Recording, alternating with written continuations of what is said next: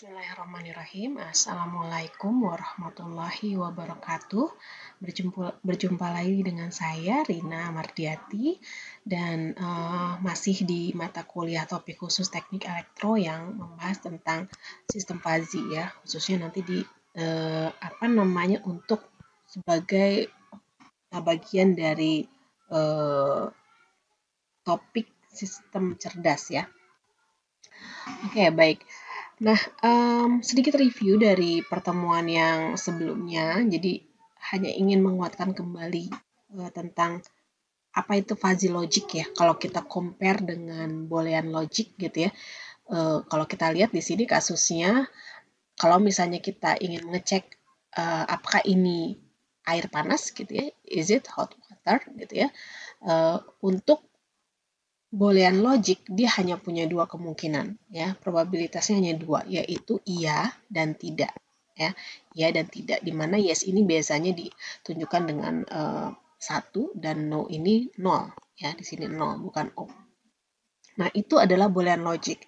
Nah, sekarang untuk metode kedua ada pertanyaan yang sama, apakah ini air panas gitu ya, is it hot water gitu. Nah, ya mungkin ada yang bisa bilang ya ini sangat panas gitu ya, atau misalnya ya ini sedikit panas atau sedang atau normal gitu, dan ini enggak, ini sedikit gitu ya, ini panas. Jadi ada beberapa kemungkinan, mungkin jawabannya itu bisa ya ini panas gitu ya, lalu juga ada kemungkinan lain ya ini panas tapi sedang gitu ya, panas tapi tidak terlalu panas, atau misalnya normal gitu. Kalau misalnya, ataupun dia bisa jawab tidak gitu ya, tidak, ini hanya hangat misalnya gitu, hanya hangat aja gitu ya. Nah, jadi ada beberapa kemungkinan. Nah, itulah fuzzy logic, dia bisa merepresentasikan beberapa nilai ya, dan probabilitasnya pun bisa lebih dari satu. Ya, tidak seperti boolean logic yang hanya 0 dan 1, kalau ini dia ada probabilitas ya. Sehingga kemarin kita sudah sempat singgung ada nilai derajat ya. Derajat kebebasan dari sebuah variabelnya antara 0 dan 1. Jadi bermainnya di situ. Nah, di sini kita akan lihat berbicara tentang desain sistem fuzzy itu sendiri ya. Sistem fuzzy merupakan sistem yang didasarkan pada aturan ya, ataupun pengetahuan atau rule base ya, yang meliputi keseluruhan proses dari input tegas menjadi output tegas, atau tegas ini yang biasanya kita suka dengar kalau di fuzzy itu crisps gitu ya, misalnya seperti ini, crisp. Nah, seperti itu. Dan ada beberapa hal yang perlu kalian pahami pada desain sistem fuzzy itu ya.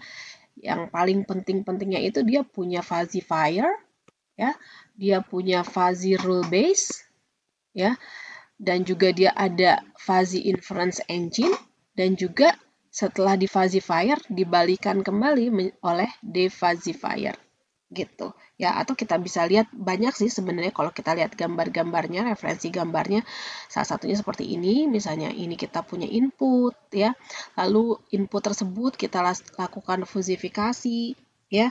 Setelah kita lakukan fusifikasi ya, kita proses ya berdasarkan knowledge base atau rule base di sini, sehingga nanti dia menghasilkan sebuah kesimpulan.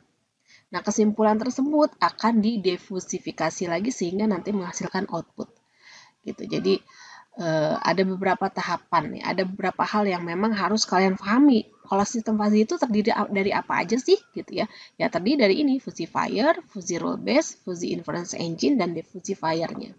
Ya, di mana setiap komponen ini tentunya memiliki aturan-aturan atau karakteristik tersendiri yang memang kalian harus pahami ya. Atau bisa juga selain bentuk yang atas ini digambarkan dalam bentuk yang bawah ya. Jadi kalau misalnya ada sebuah input misalnya X di U, lalu dia difusifikasi oleh fusifier gitu ya. Nah, lalu dia juga masuk ke himpunan fuzzy di U, lalu diproses dengan fuzzy rule base-nya, lalu dihasilkan fuzzy inference-nya untuk menghasilkan kesimpulan, lalu ya untuk menghasilkan output-nya jangan lupa setelah difusifikasi dia harus didefusifikasi. Ya, himpunan fuzzy di V-nya itu nanti didefusifikasi. V-nya ini adalah himpunan output-nya, kalau U ini adalah input-nya. Gitu ya, basicnya sama, input, proses, output. Ya, seperti itu. Nah, ini tadi ya, jadi beberapa hal yang perlu diketahui dalam sistem fuzzy. Yang tadi saya ceritakan juga bahwa ada beberapa hal tambahan yang perlu kalian pahami, yaitu adalah variabel fuzzy yang pertama. Ya. Variabel fuzzy itu adalah variabel yang akan dibahas tentunya dalam kasus kita, case kita. Lalu setelah variabel ada himpunannya, himpunan fuzzy-nya. Gitu ya. Jadi dia adalah sebuah grup yang mewakili suatu kondisi tertentu. Misalnya himpunan fuzzy panas, himpunan fuzzy dingin gitu ya. Kalau kita berbicara tentang variabel suhu misalnya gitu ya. Kalau misalnya variabel fuzzy-nya suhu, lalu misalnya kita berbicara himpunan fuzzy-nya adalah ya grup yang mewakili suatu kondisi tertentu. Misalnya grup panas gitu ya. Grup panas, terus grup dingin. Lalu misalnya grup suhu normal gitu ya. Nah, lalu juga ada semesta pembicaraannya. Jadi yang ketiga ini semesta pembicaraan itu adalah interval nilai yang diperbolehkan untuk dioperasikan dalam suatu variabel fuzzy. Jadi kalaupun kita berbicara tentang fuzzy, nah ini semesta pembicaraannya tuh interval nilainya berapa? Apakah kalian mau dari minta hingga sampai sampai dengan tahin enggak? Ya enggak juga gitu ya. Jadi kita lihat juga konteks dari masalah penelitian kita atau masalah yang kita buat sistem fuzzy-nya. Nah, kira-kira semesta pembicaranya atau nilainya itu berapa range-nya gitu, intervalnya. Misalnya kalau suhu, karena kita mau berbicara dari dingin ke panas ya, misalnya suhu air atau gimana, kita misalnya mau set semesta pembicaraannya suhunya itu dari 20 misal ya, sampai misalnya 80 gitu. Dimana 80 udah kita katakan panas misalnya kayak gitu ya. Beda-beda, tergantung kita mendefinisikannya ya.